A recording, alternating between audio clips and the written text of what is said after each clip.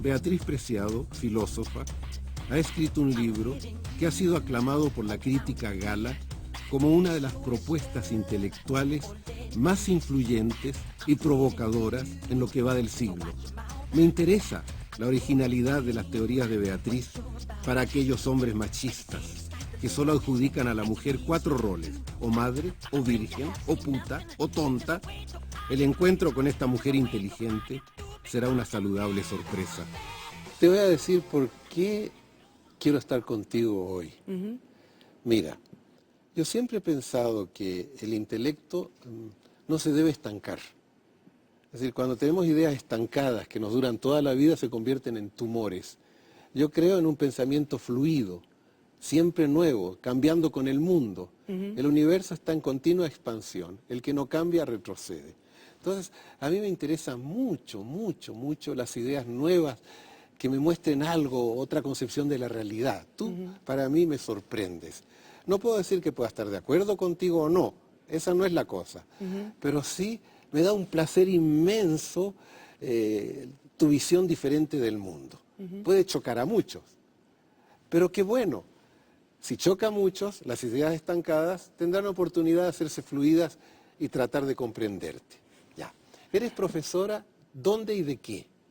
A ver, soy profesora de teoría del género, también enseño historia de la sexualidad, historia de la performance en la Universidad de París 8. Ya, y yo leí en un libro que has hecho que tú eres defensora de la filosofía queer. ¿Qué es eso? Filosofía queer. ¿Qué es eso? Bueno, hablamos de teoría queer. Queer en realidad es una palabra que viene del inglés. En español habría que decir algo así como teorías bolleras, maricas, trans, mestizas, es decir, claro, esto sería como un palabra rarísimo y sobre todo si imaginas una universidad en la que hay un departamento que dice filosofía bollera, pues claro, ¿quién va a tomar clases en ese departamento, ¿no? Pero queer es una palabra que viene del inglés y es un insulto. En realidad es un insulto. Y lo que sucede es que un grupo, o más bien un conjunto de microgrupos en Estados Unidos, a finales de los años 80, se reapropian ese insulto y lo utilizan como una nominación, como un espacio de lucha política. ¿Y para qué? Sobre todo para enfrentarse a las políticas de integración homosexuales, digamos gays y lesbianas, americanas, que lo que piden es la integración de los homosexuales en la sociedad heterosexual. Es algo que estamos viendo ahora mismo en este país, ¿no? Dime, Beatriz, te voy a preguntar, ¿tú te defines como lesbiana?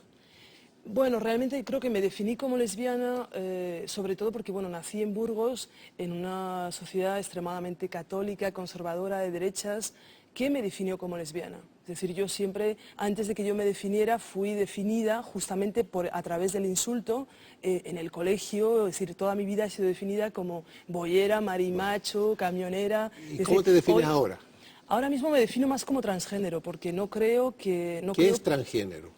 Es algo que está más allá de la feminidad y la masculinidad. ¿Qué está más allá de la feminidad? ¿Cómo te sientes? Es decir, creo que la sexualidad y el género son espacios plásticos. Tendemos a verlos como espacios naturales, espacios dados de una vez para siempre. Pero en realidad no, en realidad son construcciones sociales y políticas, que además son invenciones relativamente recientes, porque por ejemplo, ahora mismo todo el mundo habla de la homosexualidad y la heterosexualidad como si fueran entidades naturales, como si uno fuera, es decir, uno nace heterosexual o nace homosexual. Esto es un absurdo. Estas son entidades que se inventaron a finales del siglo XIX, por la medicina del siglo XIX y sobre todo para normalizar la heterosexualidad y para patologizar la homosexualidad. Es decir, de alguna manera se crearon para regular el sistema que une sexo y reproducción en el capital. Pero este sistema no tiene ningún sentido, sobre todo a partir de los años 50, cuando explotan las políticas de control de la natalidad, de la reproducción, con la invención, por ejemplo, de la testosterona y del estrógeno y la utilización de los estrógenos y la progesterona para el control de la natalidad, ¿no? Dime una cosa. Nosotros, antes de hablar aquí, estuvimos conversando juntos en París en un restaurante. Sí. Y yo te pregunté de las operaciones transexuales y te dije fácil que un pene se convierte en vagina porque se quita algo, ¿no? Pero ¿por qué la ciencia no ha creado un falso falo? Y tú me hablaste de política, ¿me lo puedes explicar? La ciencia no ha creado, sí ha creado un falso palo, un falso falo, un falso falo. Mira, cuando dice falso palo, en el fondo se le llama al sexo el palo porque la sociedad masculinista usa el falo para darle palos a las mujeres. Entre otras cosas, ¿no? Entre otras cosas. Pero bueno, yo en general prefiero no hablar de falo, porque falo es digamos de alguna manera, un término que pertenece a la retórica psicoanalista y que además falo parece como que cualquier cosa es falo. Bueno, a mí lo que me interesa es la materialidad de los cuerpos. Sí. Cuando hablamos de materialidad de los cuerpos no hay falos, sino ¿Por que qué hay la ciencia se niega? Porque, por supuesto, el acceso de las mujeres a la masculinidad está políticamente prohibido. Peligroso. Es muy peligroso. Pondría en cuestión absolutamente todo el sistema, toda la regulación, toda la estructura social. Mientras que un hombre que es acceso a la mujer, entonces entra en el mundo de las víctimas. Por supuesto, entra en el mundo de las víctimas, aunque hay que saber que también hay todo un conjunto, digamos, de opresiones y de discriminaciones que funcionan también para los transexuales que se vuelven mujeres. Beatriz, ¿hacia dónde vas? Tú como persona, porque espera que toque la manito. ¿No te molesta que un hombre toque la mano? No, además tampoco creo que sea hasta hombre, a lo mejor, ni yo tan mujer. Eso, bueno. Dime, ¿a dónde vas tú? ¿Qué vas a hacer de tu vida? ¿Qué voy a hacer de mi vida? No lo sé, pero... ¿Qué estás viviendo? ¿Cómo aplicas tus teorías en tu vida real? En mi vida real me interesa, por ejemplo, cada vez me siento menos a gusto en las disciplinas. Por ejemplo, aunque fui formada en la filosofía, me parece que es un espacio que es extremadamente restringido y no me interesa. Por eso ¿Qué hace un filósofo? Yo creo que hoy un filósofo fundamentalmente tiene que ir hacia lugares que no son la filosofía. Un filósofo hoy tiene que ir justamente hacia la experimentación con la sexualidad, pero además con la sexualidad desde tu propio cuerpo y con tu propio cuerpo. ¿Hacia dónde? ¿Experimentación con la sexualidad cómo? Por ejemplo, hablábamos de esto el otro día. Yo, por ejemplo, ahora mismo estoy experimentando conmigo misma o conmigo mismo, digamos. ¿Qué estás experimentando? Es decir, lo que me interesa es que, por ejemplo, en el feminismo de los años 70, las mujeres utilizaron su propio cuerpo como espacio de experimentación. Eso lo hemos olvidado completamente. Ahora queremos que nos den recetas políticas ya hechas, de alguna manera, como accesorios de la identidad, convertirnos en algo. Yo creo que debemos volver a las experiencias, hacer la experiencia. Por ejemplo, yo hago talleres drag king, en el que el objetivo, bueno, esto no lo he inventado yo, sino que es una tradición política de alguna manera que empieza en los años 70 y que personas como Annie Sprinko, como Diane Tor, sobre todo inglesas y americanas, lo que hacen es enseñar a un grupo de mujeres, yo las llamo biomujeres, es decir, cuerpos que han sido asignados como mujeres, a practicar la masculinidad.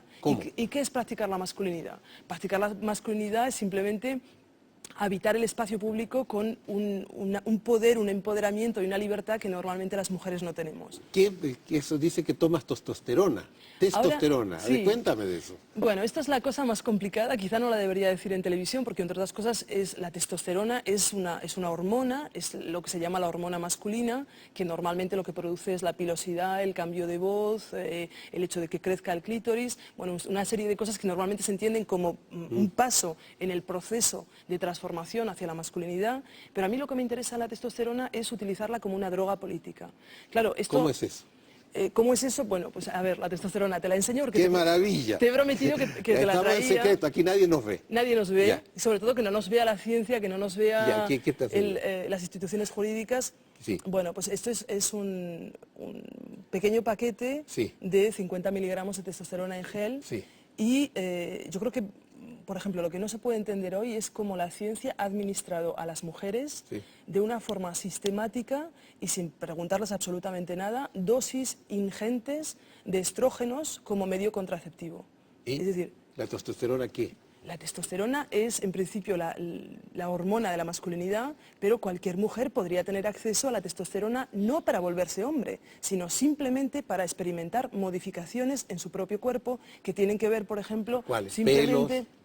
Bueno, yo creo que es una hormona muy sexual, entre otras cosas, es decir, es una hormona que te pone como una moto y que podría utilizarse, sería una especie como de cocaína sexual, y por otra parte... yo creo que es interesante también pensar que las hormonas son moléculas libres que circulan en los cuerpos. Vamos a la acción. ¿Qué hace con la testosterona? La testosterona es un gel. Sí, la voy a abrir. No pasa nada. Yo creo que esto es lo que tenemos que hacer, es dejar de ver las cosas, dejar de ver las cosas como, digamos, entidades extrañísimas que los médicos nos explican. ¿Qué vas a hacer con eso? La testosterona simplemente es un gel transparente, inodoro, digamos, y cualquier mujer, sin riesgo de que le salga una barba, y si le sale una barba de todas formas no habría problema, puede utilizar la testosterona.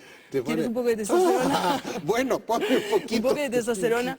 Realmente tú no necesitas mucho, pero bueno. Tengo Porque lo que podría pelitos hacer ya, es tengo. aumentarte la calvicie, pero bueno, tampoco pasa nada. Quiero decir, Bueno. lo que me interesa es mostrar que las mujeres hoy, la mayoría de las mujeres entre los 13 Sí. y los prácticamente 40 años, se autoadministran estrógenos en una cantidad delirante y cuando se muestra un pequeño paquete de testosterona, todo el mundo se echa las manos a la ¿Sabes cabeza. lo que ha pasado en este momento? ¿Qué? Tú de un mundo Sí, y yo de otro hemos hecho una comunión. Totalmente. Yo entré en tu mundo. Totalmente. Es como los pieles rojas que se hacían la unión de la sangre. Estamos haciendo una revolución. Exacto. Así debería ser el mundo. Es decir, si tú eres distinta, yo no tengo por qué criticarte. Yo te tengo que querer mucho en lo que tú eres. A mí no me afecta nada que me pongas esto. Bueno, entro en tu mundo. Yo creo que te sientes bien. ¿Qué te parece?